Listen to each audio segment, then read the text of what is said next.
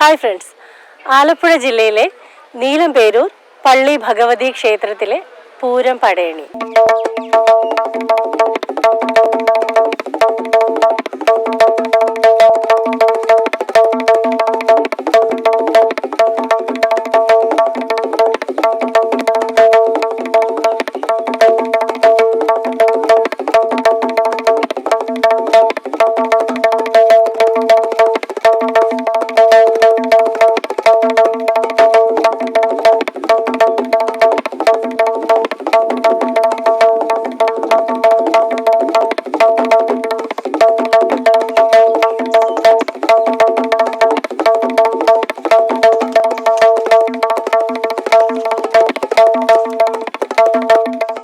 ആയിരത്തി വർഷം പഴക്കമുള്ളതായ ക്ഷേത്രമാണ് ഇത്.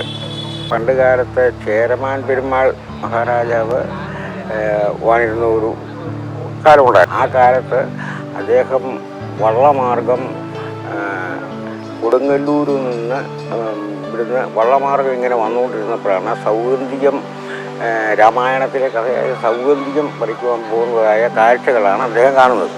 അദ്ദേഹം കാണുന്നതനുസരിച്ച് ഇവിടെ വന്ന് ഇവിടെ ഒരു ക്ഷേത്രം സ്ഥാപിക്കുകയും 4 വശവും വെള്ളത്താൽ ചുറ്റപ്പെട്ട് കിടക്കുന്ന ഒരു പ്രദേശത്തെ കുന്നുംപുറം എന്ന കുന്നുംപുറത്താണ് ഇദ്ദേഹം വന്നത്. നീലംപേരൂരിൻ്റെ ക്ഷേത്രം ഇരിക്കുന്ന സ്ഥലത്ത് അവിടെ വന്ന് അദ്ദേഹം കൊട്ടാരത്തിൽ വാരി എന്ന് പറയുന്ന സ്ഥലത്ത് താമസിക്കുകയും അവിടെ ഇരുന്നപ്പം അദ്ദേഹത്തിന് തോന്നി ഒരു ക്ഷേത്രം നിർമ്മിക്കണമെന്ന്. അങ്ങനെ വന്ന് പെരിഞ്ഞനത്ത് ഭഗവതി എന്ന് പറയുന്ന കൊടുങ്ങല്ലൂരിൻ്റെ ഒരു ഇതായിട്ട് വകഭേദമായിട്ട് ഇവിടെ ഒരു ക്ഷേത്രം നിർമ്മിക്കുകയും ആ ക്ഷേത്രത്തിൽ ഈ പെരിഞ്ഞനത്ത് ഭഗവതി എന്ന് പറയുന്ന രൂപം ഇവിടെ സ്ഥാപിക്കുകയും ചെയ്തു. വിശ്വാസത്തിൻ്റെയും പ്രകൃതി ആരാധനയുടെയും പ്രകൃതി പൂജയുടെയും ഒരു പ്രതീകമാണ് നീലംപേരൂർ പൂരം പടയണി. നീലംപേരൂർ പൂരം പടയണി മുമ്പ് പറഞ്ഞ പോലെ തന്നെ രണ്ടുമാണ്, വിശ്വാസവുമാണ്, അതോടൊപ്പം തന്നെ പ്രകൃതി ആരാധനയുമാണ്. കാരണം വിശ്വാസം ആണെന്ന് പറയാൻ കാരണം ഇവിടെ ഈ വന്നിരിക്കുന്ന പുത്തനന്നങ്ങളെല്ലാം ഓരോ ദേവീ വിശ്വാസികളും അവരുടെ ഓരോരോ ആഗ്രഹ സബലീകരണത്തിനായിട്ട് അവർ നേരുന്നതാണ്. അപ്പോൾ അത് അവരുടെ ആഗ്രഹങ്ങൾ സഫലമായി കഴിയുമ്പോഴത്തേക്ക് അവർ ദേവിക്ക് അത് സമർപ്പിക്കുകയും അതിൻ്റെ എല്ലാ ആലങ്കാരിക പണികളും കഴിഞ്ഞ് ദേവിയുടെ മുന്നിൽ അത് ഇന്ന് വൈകുന്നേരം സമർപ്പിക്കുമ്പോഴത്തേക്ക്, അതായത് തുള്ളി സമർപ്പിക്കുമ്പോഴത്തേക്ക് അവരുടെ ആ നേർച്ച പൂർത്തീകരിച്ചു എന്നുള്ളത് അതൊരു വിശ്വാസത്തിൻ്റെ പ്രതീകം. അതോടൊപ്പം തന്നെ ഇന്ന് കന്നിമാസത്തിൽ പൂരം ഇവിടുത്തെ പരദേവതയുടെ പിറന്നാളാണ്. ആ പരദേവതയുടെ പിറന്നാൾ ദിവസം തന്നെയാണ് ഈ പൂരം പടയണി നടക്കുന്നത്. രണ്ടാമതായിട്ട് ഇതൊരു പ്രകൃതി ആരാധനയാണ്. കാര്യം പ്രകൃതി ആരാധനയാണ് എന്ന് പറയാൻ കാരണം ഇതിൻ്റെ അകത്ത് ഉപയോഗിക്കുന്ന ഓരോ വസ്തുക്കളും പ്രകൃതിയിൽ നിന്നുള്ളത് തന്നെയാണ്. പ്രകൃതിയിൽ നിന്നല്ലാത്ത ഒരു വസ്തുക്കളും നമ്മൾ ഉപയോഗിക്കുന്നില്ല. അതിനകത്ത് പ്രധാനമായിട്ട് ഉപയോഗിക്കുന്നത് വാഴക്കച്ചി, വാഴപ്പോള, വാഴക്കുല, അതുപോലെ തന്നെ തെങ്ങോല, തെങ്ങിൻ്റെ മടന്താമ്പുളി, അതുപോലെ തന്നെ താമരയില, ചെത്തിപ്പൂവ്, താമരപ്പൂവ്, അങ്ങനെ പ്രകൃതിയിൽ നിന്നുള്ള വസ്തുക്കൾ മാത്രമേ നമ്മൾ ഇതിൻ്റെ അകത്ത് ഉപയോഗിക്കുന്നുള്ളൂ. കാരണം ഇത് പ്രകൃതിയെ സ്നേഹിക്കണം എന്ന് മനുഷ്യനെ പഠിപ്പിക്കുന്ന വളരെ വലിയൊരു കലാരൂപം കൂടിയാണിത്. കാരണം ഇത് ഞങ്ങളുടെ പൂർവികർ വളരെ അധികം വൈദഗ്ധ്യത്തോടുകൂടി തയ്യാറാക്കിയതും എന്നാൽ ഞങ്ങൾക്കാർക്കും തന്നെ അതിൻ്റെ അവരുടെ അത്രയും ആ തലങ്ങളിലേക്ക് ഉയരാൻ സാധിച്ചില്ല എങ്കിൽ പോലും ഇന്ന് കാണുന്ന തരത്തിലേക്ക് ഞങ്ങൾക്ക് ഇതിനെ കാത്തു സൂക്ഷിക്കാൻ സാധിച്ചു എന്നുള്ളത് തലമുറകളായി ഞങ്ങൾ കൈമാറി വരുന്ന ആ ഒരു സിസ്റ്റത്തിൻ്റെ ഭാഗമായിട്ടാണ് കരുതുന്നത്. കേരളത്തിലെ ഇതുപോലെ കെട്ടുകാഴ്ചയോട് കൂടിയൊരു പടയണി എങ്ങും ഇല്ലെന്ന് തന്നെ നമുക്ക് അഭിമാനത്തോടു കൂടി പറയാവുന്ന കാര്യമാണ്. ഈ നാടിൻ്റെ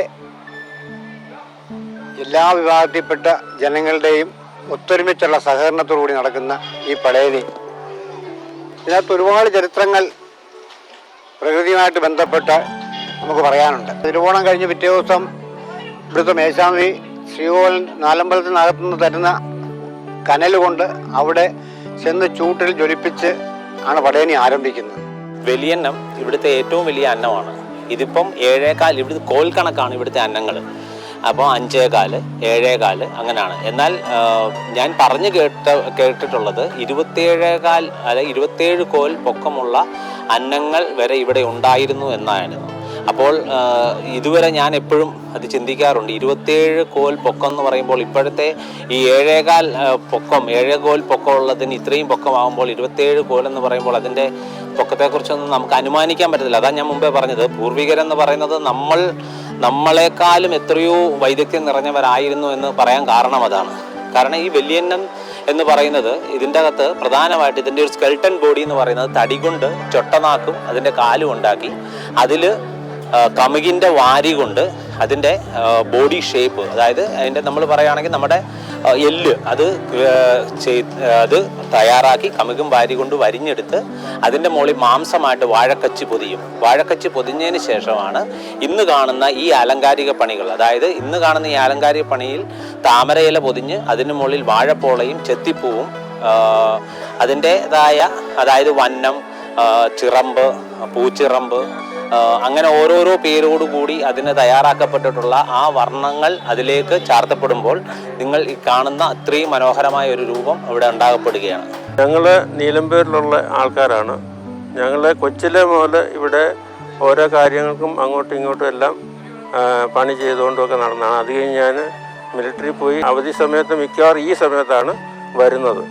അപ്പോൾ ഇപ്പം ഞാൻ റിട്ടയർഡായി. ഇപ്പം എല്ലാ വർഷവും ഞങ്ങൾ ഇതിന് പങ്കെടുക്കുന്നതാണ്. എല്ലാ കാര്യങ്ങളും ആദ്യം മുതൽ അവസാനം വരെ ഞങ്ങളിവിടെ പ്രസന്റ് ഉണ്ട്. പൂരക്കാഴ്ചകൾ നിങ്ങൾക്കൊക്കെയും ഇഷ്ടപ്പെട്ടു എന്ന് കരുതുന്നു. ഇനി അടുത്തൊരു ഇതേപോലുള്ളൊരു നല്ല വീഡിയോയുമായി കാണുന്നത് വരെ താങ്ക് യു.